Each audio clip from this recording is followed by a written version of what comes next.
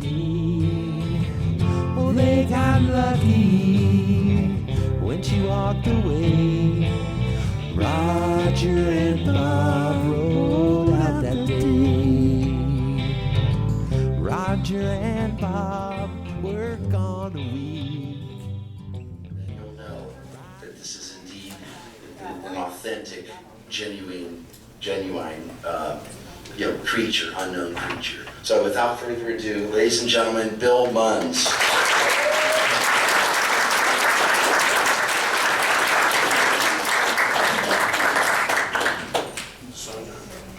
Okay, everybody hear me all right? I've got a little wireless mic on.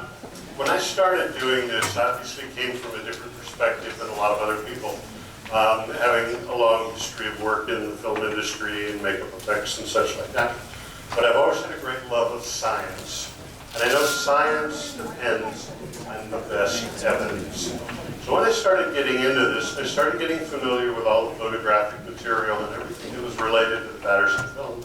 I rather quickly realized that the amount of evidence in this particular instance is phenomenal. I mean, it literally overwhelms you if you actually understand what material is available. So I had made up my mind, if I'm going to really do an analysis that I'm proud of, I only want to use the best evidence and see how far the best evidence goes. Obviously, there's excellent evidence, good evidence, mediocre, poor, and terrible. And a lot of people, especially those who are skeptical of the film, love to indulge in the worst evidence possible. I wanted to work with just the best evidence, and in my opinion, the best evidence is the film itself. Literally, I wanted the film to talk to me and tell me what happened that day. Okay? Now, one thing I should mention is that you're going to hear me talking a lot about Patty, you're going to hear me talking a lot about Roger. You are not going to hear me talking a lot about Bob, and this is in no way, shape, or form disrespect for his part of this rather unique encounter, this phenomenal day. It's just that the film shows us Patty. So the film tells us a lot about what she did. And the very act of a person holding a camera moving through a 3D environment tells me a tremendous amount about what the camera is doing, which means it's telling me what the camera holder is doing. But unfortunately, the evidence doesn't tell me what Bob was doing. So if I'm really going to be strict about, I want to work with the best evidence only, the film doesn't tell me what Bob was doing when Roger was chasing Patty. You know, he was there, of course, he was witnessing it, but it doesn't tell me he was at this point, at this point in time, or at this location, such like that. So the fact that I won't be mentioning Bob much in this particular presentation is in no way a reflection to suggest that his participation that day wasn't every bit as important as Roger's. Just happened Roger was the one holding the camera, so the camera tells me what Roger was doing. All right. Now, another thing, when you're working with excellent evidence, you have to question everything. You want to make sure every piece of evidence has the most solid possible foundation. And I'm going to be talking about the film, I'm going to be talking about the camera that Roger was using. It's always been reported that Roger had a Kodak K100 camera, which looks like one of these. But I wanted to know for certain the very best possible evidence that that's the camera, because the analysis would hinge on it. And what I found out in my research is there's something called a camera identification mark, which does exist on a lot of film, because a lot of camera makers in the 30s, the 40s, and 50s of the last century would make these unusual shapes and forms in the aperture window or the aperture plate of the camera, and each one would produce a very distinctive shape or form, and it would actually embed image data into the film. Now, this is outside the projection area, so a standard projected movie, you'd never see it, but if you examine the film, for most cameras, it's there. And this first thing I'm going to show you here, you look over here at the top one there, that funny little thing where it goes into the sprocket area and comes back out in the middle and goes in again. That's the camera ID for Bell & Howell Kodak, or Bell & Howell 200 magazine camera. Is that configuration of space, a block, and then a space. You look up over on the right here, that triangle that's between the two sprockets, that's a Bell & Howell Film 070. You find that on a film, that's the camera that was used. Now, Kodak does it also. They have a magazine camera called the Sin Kodak, and it has a curved shape that comes around like this. If that's the shape you've got, you know that's the camera. And finally, an older one that Kodak made around 1930s, the Kodak Sin Kodak Model K, that has a circle and a square right underneath each other. Okay. These are examples of camera ID marks. Not every camera had them, but those that do, if they have the mark, you can look at the film and you know to an absolute certainty what kind of camera was used. Let me step over here real quick.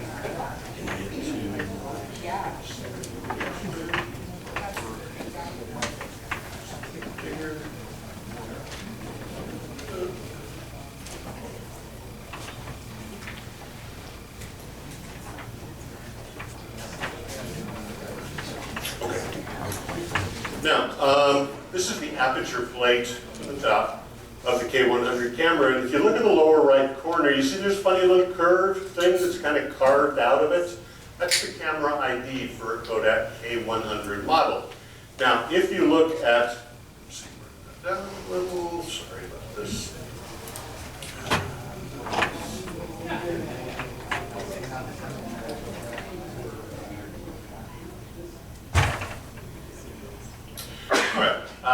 This is from some bench testing of the camera, and that little curvature that's in the bottom actually ends up on the upper left corner when you turn the camera right side up, because the lens flips the image down and the film runs upside down. So to look at it right, you have to rotate it. So that little curvature that's up in the upper corner is what you can find in any film that's shot with a Kodak K100 camera. Now we go to the transparency, one of them that Roger had Kodak make for him. From his camera originals, one of the first things that he did, and lo and behold, in this particular one, here is this curved shape. I kind of magnified it and kicked up the contrast a little bit, so here is that same curvature right here that's in that film. That is, in my opinion, the single most absolute conclusive evidence this is the camera. This is the kind that Roger used. And this would be literally forensic evidence to 100% certainty. So if I start talking about this camera, nobody can say, how do you know it's the one? Are we really sure? Done deal. This is absolute empirical evidence. Now the reason I bring this up as a point of reference is that there are things about this camera that are very, very relevant to what happened that day, as I'll be explaining to you. In the book that I just put out, and Tom was gracious enough to mention, it's called When Roger Meets Patty, there is one chapter on how the event occurred. I believe it's chapter 6. And it breaks down the film into 6 segments when Roger turned the camera on, off, and such, all the way through the film, and explains what he was doing there. Now, I feel that in the book, I explained it as well as text and as well as the black and white illustrations can confirm. But the truth of the matter is, there are some things that happened that day that just can't be explained very well in a text form or with a few black and white illustrations. They need an actual 3D live demonstration. That's what I'm going to be doing for you today. To explain what happened that day, but with the added bonus going beyond what the book could do, of actually being able to demonstrate things, especially with this particular camera. Okay. Now, there's a few things I just want to take a moment to acquaint you with this camera a little bit. Takes a 100-foot load in here, has single lens, single eyepiece, an adjustment here for your film speed from 16 frames up to 34, a wind crank that winds it up, and the spring inside this camera happens to be the largest, most powerful spring that has ever been put into a wind-up motion picture camera. It will run 40 feet of film. That's like about at 24 frames, it's somewhere around 1 minute and 30 seconds or 1 minute and 40 seconds. Most wind-up cameras only take 20 to 30 seconds, so this runs like 3 times longer than most of your wind-up cameras do. Kodak actually deliberately did that because they wanted to market this more on the professional end, where they could run longer sequences than a normal wind-up does. It's one of the reasons they designed it that way. It does make it a very big camera, and it does make it a very heavy camera. Now, here's the actual shutter. mechanism or the trigger. Okay. When it's sitting in this normal position, that's off. If you push it up, it will take one frame of film, no matter how long you hold it. It just takes one frame, it stops. That's for time-lapse photography or stop-motion photography or such like that. If you push the lever down in the first position, the camera turns on. Can we hear that? Yeah. Camera turns on, but it will only run as long as you hold it down. As soon as you let it go, trigger pops back up, turns it off. That's first position down. Second position down, however, take your finger off the trigger and it's still running. It will run until either the spring runs out of tension or I push the trigger back up myself. So we have these different positions, and this also is somewhat relevant to what's going on. Now, the standard way you're using this camera, you're holding it by this hand, you're bracing it, and you're shooting through here, looking through here, and you're holding your hand like so for the trigger. Your thumb here isn't really supporting the camera, it's just kind of bracing the hand that's going to pull the trigger down, up and down, and stuff like that. But basically, this hand is the one that's holding it. Now, it's a little bit awkward because you can hold it this way, but believe me, it gets a little tiring on your wrist. But you can't grip it absolutely securely. Now, if I were to turn it upside down and my fingers were a little bit moist or the casing was a little bit moist, it could drop out of my hand. If I'm holding it this way, same thing, it could slide out of my hand. So it's not the most secure way to hold this camera. Now, interestingly, Roger had quite a bit of familiarity with his camera. He had used another one like it for some of his documentary work. Not the exact same camera, but one of the same make and model. But there's a few little differences in his film stuff that I was able to study. But he was familiar enough with photographic equipment that he understands the value when you're hand holding of using a pistol grip. Now, nowadays they have very elaborate rigs that have people wear for cameras. But in the good old days, a pistol grip of some kind like this was what people used when they wanted to hold the camera more securely. Now, some pistol grips come with an actual trigger mechanism where your finger here can actually operate the shutter. That only works if the camera is modified for that purpose. The K100 is not. So if you put a pistol grip on it, all it really is a grip of some kind. The nice thing about it, however, is your hand can lock around this pistol grip to the point that you can hold it any way you want. It's much more relaxing holding it this way than holding it up. You can hold it like this all day long and you're not going to drop it as long as you've got just a firm closing of your fist around that grip. It's absolutely solid, absolutely secure. This also is actually quite important, as I will get to in just a minute. Anyways, this gives you a little bit of familiarity first with the camera itself. Now let's go to the actual event. And we'll switch here.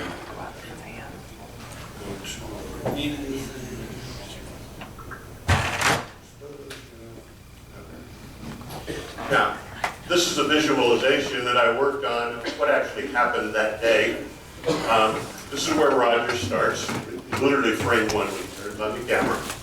Here we have Patty. That's literally where she's seen in the first frame. We have Bluff Creek itself running along here, which we see on film. But the part of it that runs along there, when Roger's photographing, all of his ground is blocking that. We don't actually see it for most of what he's filming, but it is there. Okay? Then we have the center point. We have up there where Patty's going to do her look back and all that stuff like that. But this is the start position. This is frame one. Okay? Now, the analysis work that I did, I took the approach of trying to analyze what if it's fake, what if it's real. I wanted to consider both options equally and try to look at what the evidence will tell us. I'm going to start with what if it's fake? What if Roger is staging this and it's some kind of a hoax and that's a friend of his in an ape suit, such like that? What would Roger be doing before he actually turns the camera on here? Well, okay, he gets to Bluff Creek. His guy is here, his costume's there, the other accessories, all the junk he needs is here. But he wants his guy to start there. If it's a hoax, all of this is planned, so everything we see was deliberate. All right, so he wants the guy to start there when he turns on the camera. Well, he's not going to suit him up over here and say, walk over there, because he's got to cross the creek. If you cross the creek in a costume, you will soak. all of the leggings of the costume, and he comes out and his legs are soaking wet. How's he going to explain that? We never see her cross the creek.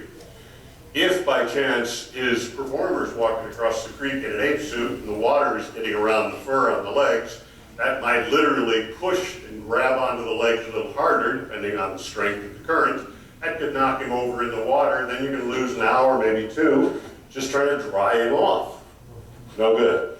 Better idea, take your costume, take your person, take anybody else to help along. All of you walk across the creek and dress the guy right here.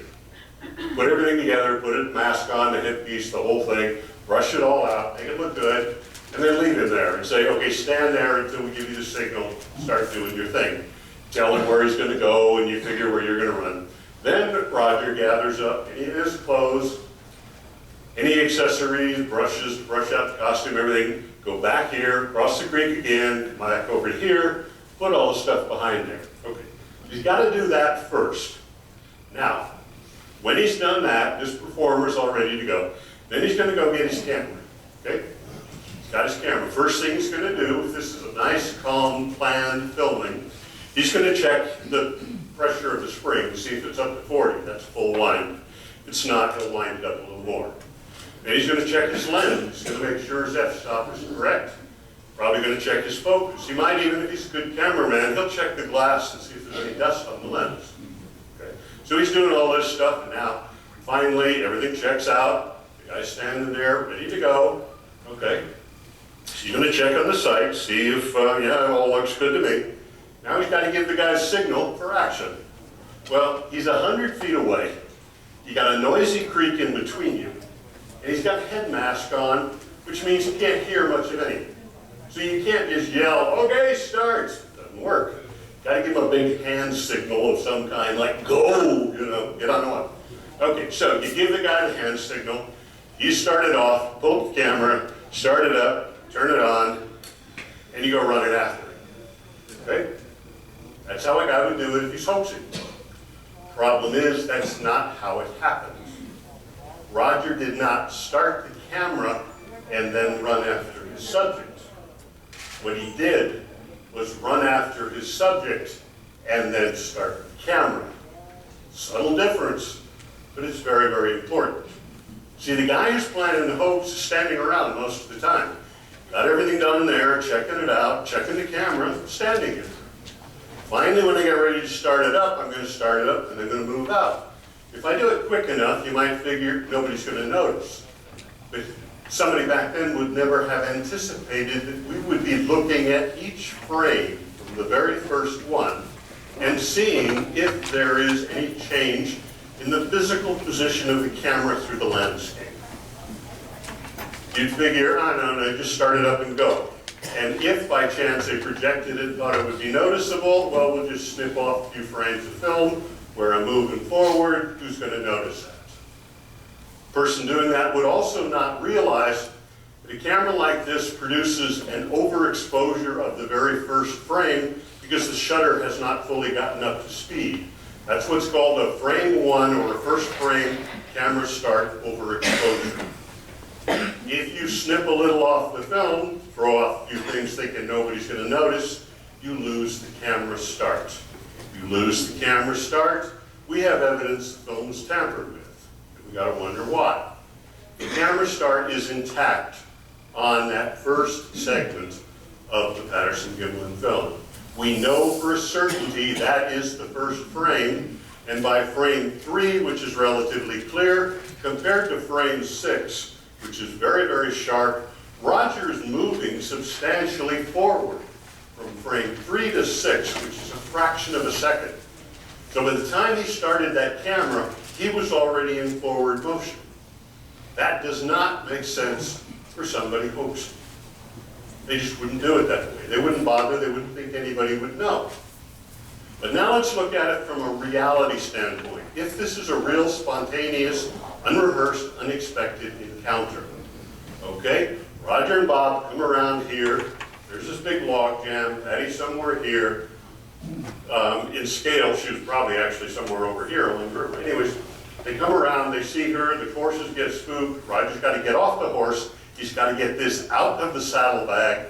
And Patty's already walking away, and he's got to chase after her, and he's got to start up his camera to take the shot. He would not have started it standing still because he was probably never standing still. He was running every single second, which is why the camera started while he was moving forward. So someone who's faking it, someone everything's calm, everything's in a normal situation, would not have thought of that. They would start the camera and then they would run. But someone who is in a spontaneous, unexpected situation, someone who is literally desperate to get a shot, who is never standing still, he has no choice. He's going to turn on the camera while he's running. That is what Roger did.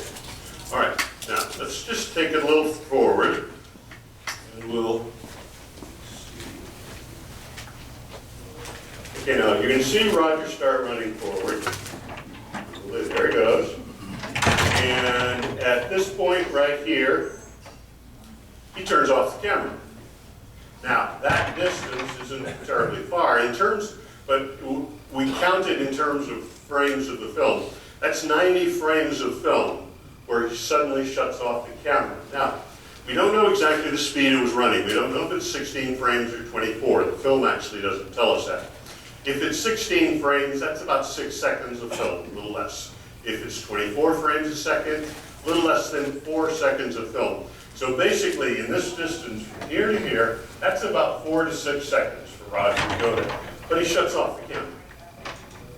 Okay? And then turns it right back on again and keeps right on running. But what we know from looking at the film is two things. One, when he shuts off the camera and turns it back on, we look at about where Patty is, and she's moved forward what looks to be relative to her body height.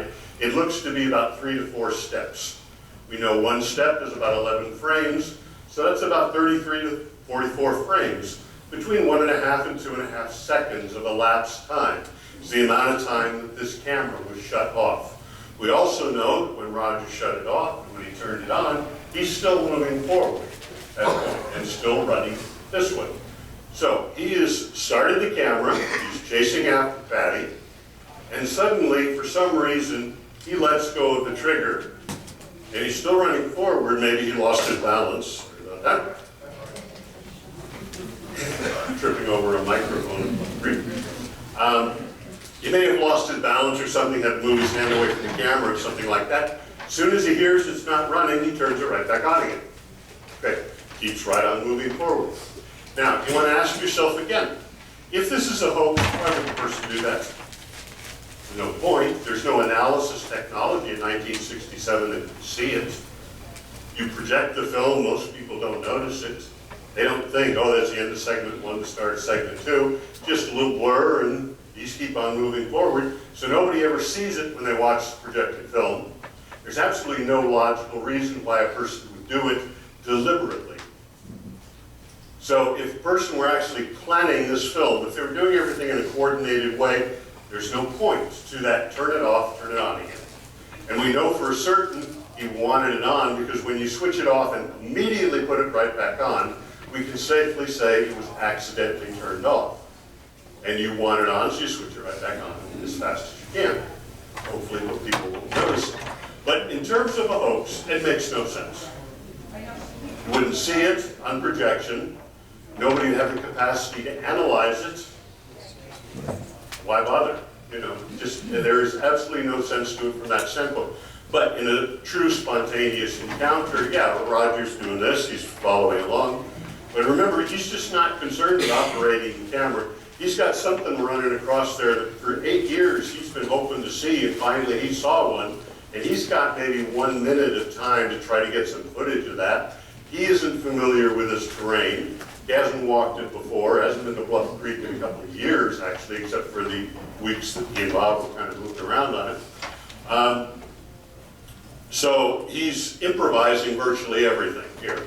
So if he's improvising, he's not paying all that much attention to how he's holding the camera, and if his hand happens to slip off for a minute, and he grabs it right back on, turns it back on. In a real spontaneous situation, that disruption right there, where he switches the camera off and on, that makes sense. Okay. As far as a hoax thing, it makes no sense at all. And you have to assume if it's a hoax, everything is planned, everything is deliberate. Because everything is relaxed. You know who the person is who's over there, you know what they're doing, they've been assigned their route, you know where you're going. Roger's already walked that whole thing twice, once there, once back. Everything is relaxed, everything is calm. All the cameraman has to do is concentrate on operating the camera. Once the cameraman is focused on his camera, he's not going to let go of the trigger. But we know it was accidental. So the only explanation for that accidental disruption between segment 1, where he turns it back on for segment 2, would be that it's a real spontaneous event. Okay, now turns the camera back on, keeps running forward. Run, run, run, run, run. And this is only about another 4 to 6 seconds. He gets to this point right here. Now, at this point, he turns the camera off, but does not turn it back on. We may safely conclude at this point, he doesn't want to shoot any more footage at the moment. Well, why wouldn't he want to do that? A couple of things. This ground is going down a little bit lower. The ground here is getting higher and higher. Patty's actually going down an incline, so when he's about at that point, he can only see her from the waist up. The ground here is blocking everything from here down, and she's getting harder and harder to see. By the time he goes down to about here, he's going to lose sight of her completely. Okay? Then he's got to cross the creek, go up the other side. Now, again, let's look at this from the standpoint, if it were a hoax, if it were for real. Okay. If it's a hoax, remember, Roger's already walked that twice. He knows the creek is there. He knows where to go down the bank, what's a good place to cross, what's a good place to come up. He's done it twice already in the last 20 seconds, if this is all for hoax, okay? He knows he's losing sight of the subject, but he knows the subject's already got a planned path, and when he climbs back up here, he knows exactly what to expect when he gets up there. No surprises. Okay. So he runs along to this point. He's thinking, okay, I'm not going to get any more good footage. She's starting to disappear. So fine, I'll just shut off the camera. I'll go here. I'll go on my path. I'll cross here, come back up, and I'll start shooting again up there. That would make sense if all of this is planned, all of this is just staged. Problem is, that is not what happened. What happened, curiously enough, so when Roger gets a little closer, right about here, he pulls the trigger of the camera down so fast that literally it only takes 2 frames of film. That's between an 1/8 and a 1/12 of a second, depending on which camera speed he's running at. But he literally pulls the trigger down, and as soon as the mechanism engages, he lets go of it, and it breaks. There's only 2 frames of film exposed in segment 3. Okay? Now, the interesting thing about it is that in order for that to happen, this finger should be on the shutter. But from the time that I told you, the end of segment 2, when Roger was here before he went to there, I told you he turned off the camera. Did you ever see this finger on this shutter? No.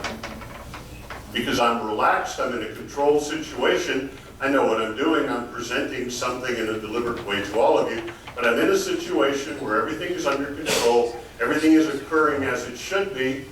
I don't have my hand on the shutter of this camera. I'm just carrying it. There is no way that 2-frame trigger slip is going to occur if I'm in control of the situation, because if I'm in control of the situation, I don't have my hand on the shutter. So all of this time, when Roger goes here, here, here, down there, up there, if this is a controlled situation, there is no way that 2-frame trigger slip could occur, because there is no way this finger is getting anywhere close to that shutter. Now somebody might say, okay, he rubs it against his body and something like that. Yeah, well, then I'd be shooting the ground right here. But the fact is, what he shot in that 2-frame trigger slip is straight at this bank of the creek and a little sliver of the creek right there in the bottom of the frame. But it's only 2 frames, and another very, very curious thing happens in that. There is a circular motion blur. Now, motion blur is when you are moving the camera somehow while you are filming, but it's usually linear. Goes up or down, left to right, diagonal, one way or the other. In order to have a rotational motion blur, you actually need to curve the camera like this to get a rotation around the lens. It's the weirdest type of motion blur you're ever going to see. Okay? But that's the motion blur that's in that frame. Now, if it's for real, on the other hand, some of you I know are photographers, and if you have any background at all photographing wildlife, or if any of you are secretly paparazzi and you go chasing after movie stars, either way, you know that when you are in an unexpected situation and you're trying to get a great photograph, but you don't have control of things, you will always keep your finger on the trigger every single moment. You literally will walk around like this. It's always pointed forward, you're always ready to shoot. You never know when that great shot is going to happen. You're ready to take the shot in a second. A person in a spontaneous, unrehearsed, unplanned situation, photographing something that he or she has no control over, you're trying to get a great shot, you'll always have your finger on the trigger every second. It's a little awkward walking around like this. You don't have as much balance. Balance is better, of course, out here. But trying to get a great shot is your priority. So you're holding the shutter like this. This will only happen in a situation where you are filming something totally spontaneous, unrehearsed, unplanned, unexpected. You don't know when you're going to get a good shot, but you got to be ready for it. Okay, so Roger's holding the camera like this, even though he's now not shooting. And he's coming closer to the creek. Now, if this is for real, he might not have even seen the creek right there when he started. He comes here and suddenly sees it for the first time. If it's for real, he hasn't crossed it yet. He doesn't know what's the best place to go down, where the ground is secure. He's not sure where to walk across it, doesn't know how deep it is, doesn't know if he's going to walk in here and suddenly fall waist deep into the water. You also have to worry about the fact that if you cross that creek with this camera, if by any chance you drop it in the water, that's it. Go home. You've blown it. It's ruined. You got nothing. So he's going to have to be a little worried Got about it. written up in magazines like Argosy. Made an impression on our conscious minds. It made an impression of the lasting kind. Or the film